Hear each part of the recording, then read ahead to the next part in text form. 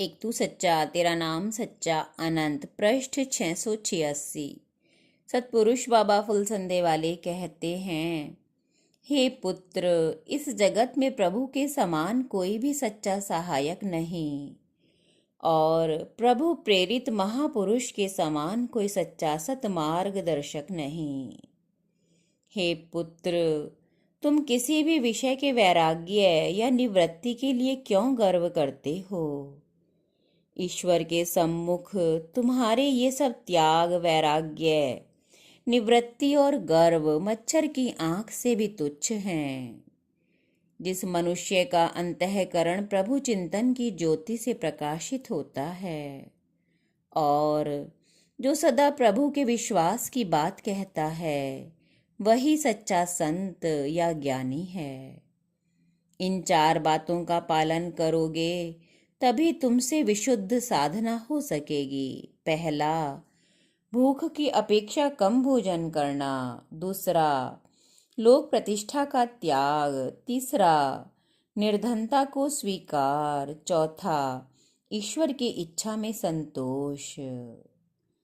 अन्याय से प्राप्त वस्तु का उपभोग करने वाले के संग अंग पाप से सभी लिप्त हो जाते हैं। उसकी अपनी इच्छा ना हो तो भी वह पाप में ही डूबता चला जाता है। जो मनुष्य न्यायपूर्वक प्राप्त वस्तु का उपभोग करता है, उसके सारे अंग साधना के अनुकूल बरतते हैं और बाह्य संयोग रूप में ईश्वर कृपा भी उसको विशेष रूप से आकर प्राप्त होती है।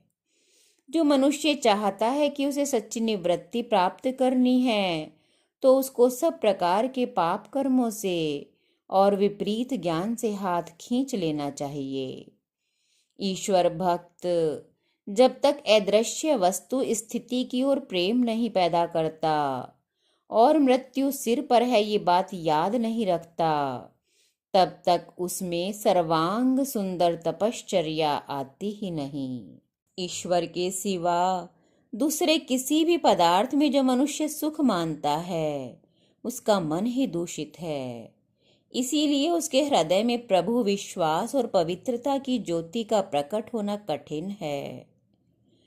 तुम बाहर से निर्धन दिख पड़ने वाले साधु पुरुषों के प्रति अवज्ञा और गर्व दिखलाते हो, पर यह अच्छी तरह जान लो कि वे प्रभु की सच्ची संतान, पूर्ण प्रतिनिधि और सर्वोत्तम संपत्तिवान हैं। इन 6 विषयों का अवलंबन करना ठीक है। पहला, ईश्वरीय ग्रंथ का अवलंबन। दूसरा, सत्पुरुषों के द्वारा प्रचारित ईश्वरीय आज्ञाओं का अनुसरण। तीसरा, खान पीन को पवित्र रखना। चौथा, हिंसा और निंदा से बचना। पांचवा, निषिद्ध विषयों से दूर रहना।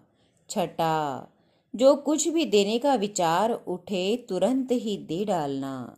एक तू सच्चा तेरा नाम सच्चा।